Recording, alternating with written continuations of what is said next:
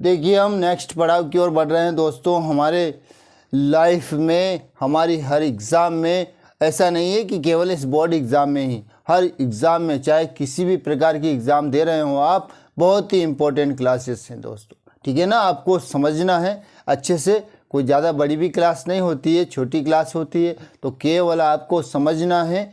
बहुत ही अच्छी क्लास है, बहुत अच्छा समझ में आएगा दोस्तों। ठीक है ना, तो आपको ध्यान देना है। ठीक, तो ध्यान देना है आपको। क्वेश्चन किस प्रकार से आ रहे हैं, यदि कंपटीशन एग्ज़ाम दे रहे हैं, यदि हम कोई कंपटीशन एग्ज़ाम दे रहे हैं ना, तो क्या आता है, किस प्रकार से, इस प्रकार से आता है, find out the error, find out the error of the part of the sentence का, है ना, वाक्य के मतलब एरर को अपन को फाइंड आउट करना है। ठीक है ना, कंपटीशन एग्ज़ाम में आता है, ग्रेड 1, ग्रेड 2, ग्रेड 3, जो भी एग्ज़ाम है, चाहे पटवारी हो, चाहे कोई सी भी एग्ज़ाम है, any type of exam, her exam में आता है। और दोस्तों हमारे बोर्ड एग्ज़ाम में क्या आता है कि जो हम वैसे प्रोनाउन के नाम से नहीं आता, तो कुछ भी शब्द दे देते हैं, क्या, नो वन, एवरी वन, इस प्रकार से दे देते हैं खाली स्थान में कि इनमें से फिल करना है। ठीक है ना, उसमें से भी आपको फिल करना पड़ेगा। तो बात एक ही है, किसी भी एग्ज़ाम में आए, किसी भी प्रकार से आए, हमें तो याद हो जाना चाहिए कि क्या आएगा एग्जैक्ट में। हमें याद हो गया ना, तो किसी भी एग्ज़ाम में आओ, नो प्रॉब्लम।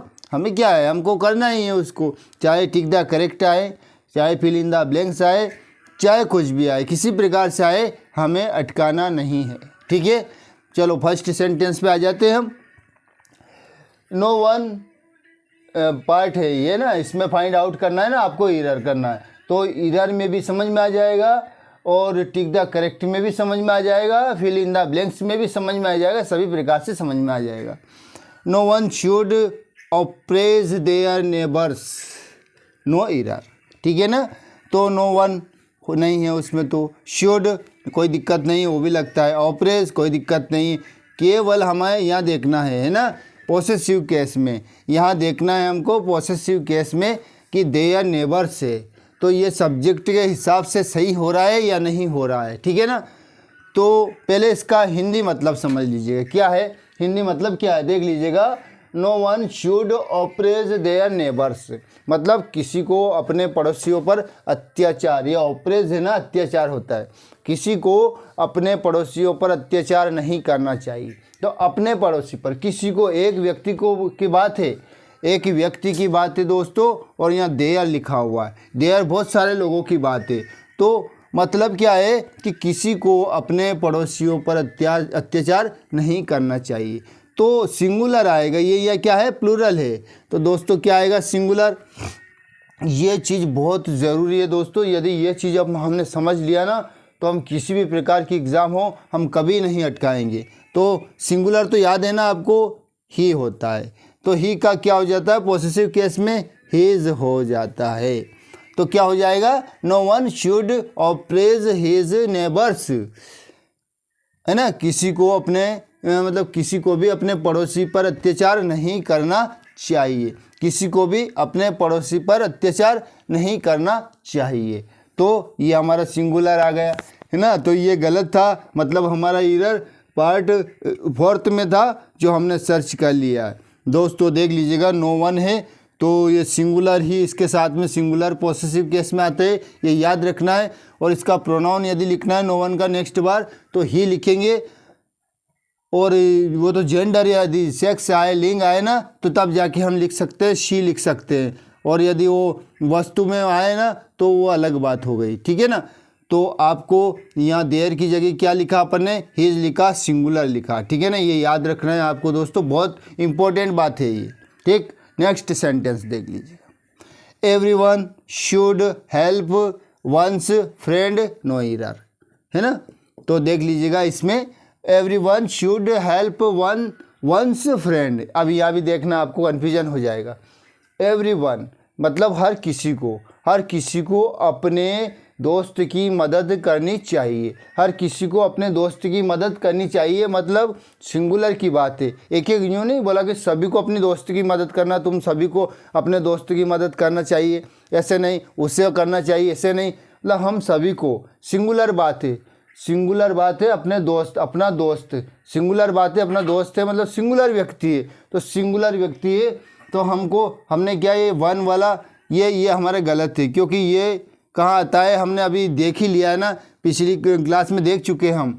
ये वन इधर स्टार्टिंग में होता है, वन शुड बी, वन से करके स्टार्टिंग होता है तब जाके होता है, ठीक है ना। वन मस्ट बी, वन जो भी होता है तब जाके वंस होता है। तो पॉसेसिव केस में दोस्तों क्या आ जाएगा, अपने फ्रेंड की, तो ही इज़ क्या आ जाएगा, ही इज़ फ्रेंड, मतलब everyone should help his friend, हर एक को, हर किसी को मतलब अपने मित्र की मदद, हेल्प करना चाहिए, मदद करना चाहिए। तो एरर फाइंड आउट कर लिया दोस्तों, एरर यहाँ था पार्ट 4 में। और इसमें क्या है, इसमें एरर फाइंड आउट करना है ना दोस्तों प्रोनाउन में, तो या पॉसेसिव केस में देख लीजिएगा, आपको तुरंत और कहीं मिस्टेक नहीं मिलेगी, तुरंत यहीं मिलेगी आपको, जहाँ भी मिलना है ना यहीं मिलने हैं।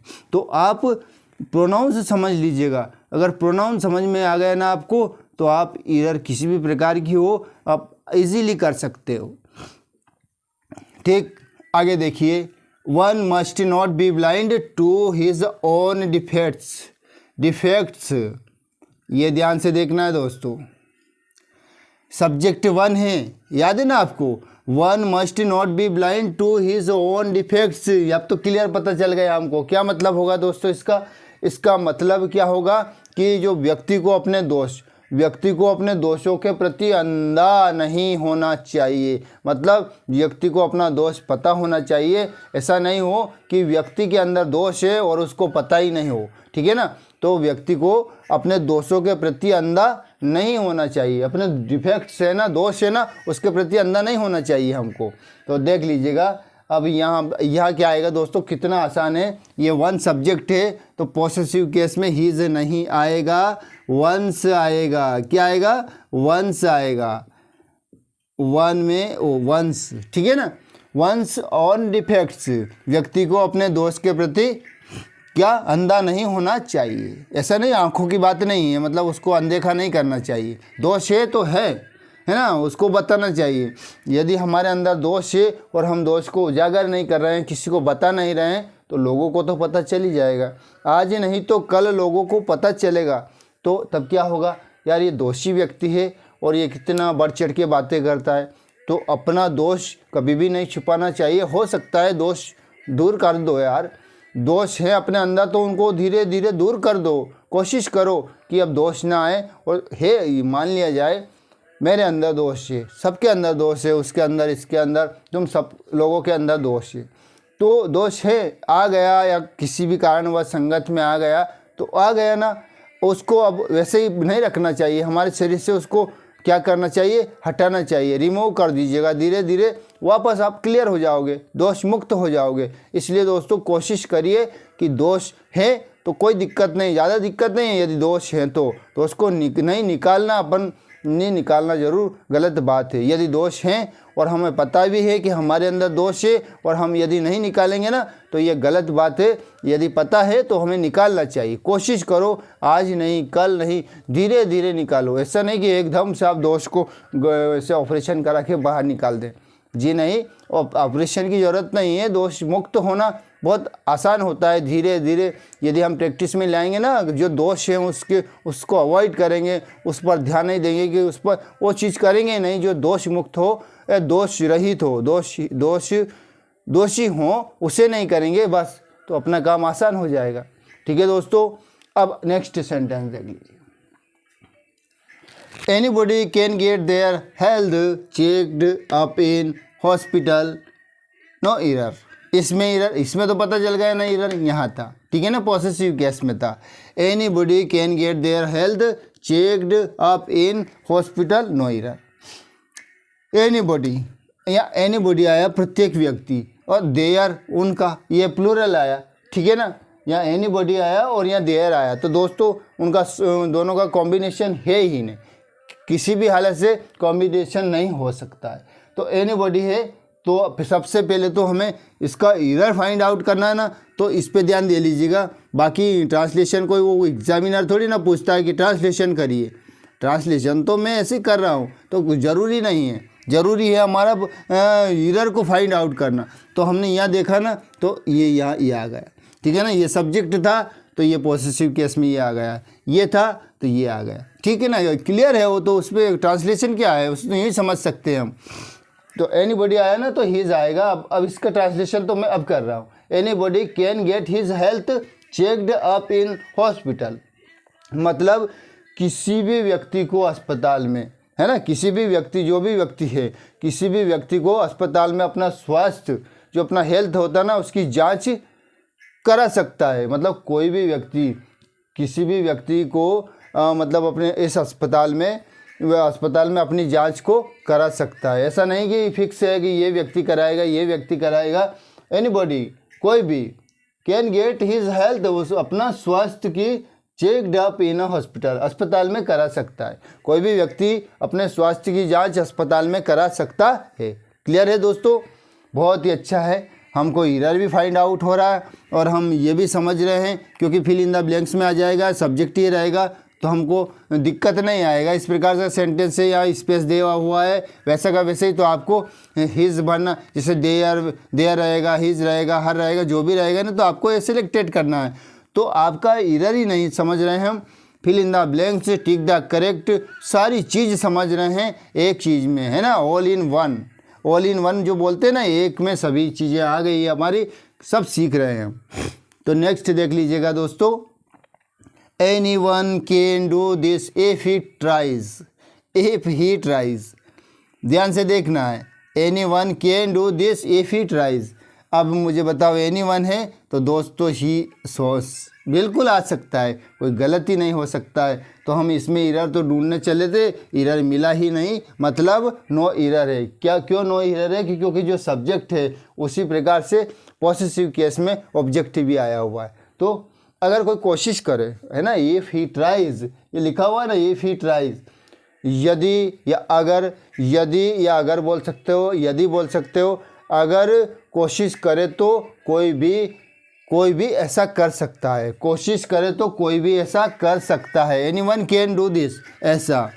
इफ़ ही ट्राइज, अगर कोई कोशिश करे तो, अगर कोशिश करता है तो कोई भी इसे, एनीवन, कोई भी इसे कर सकता है, ठीक है ना।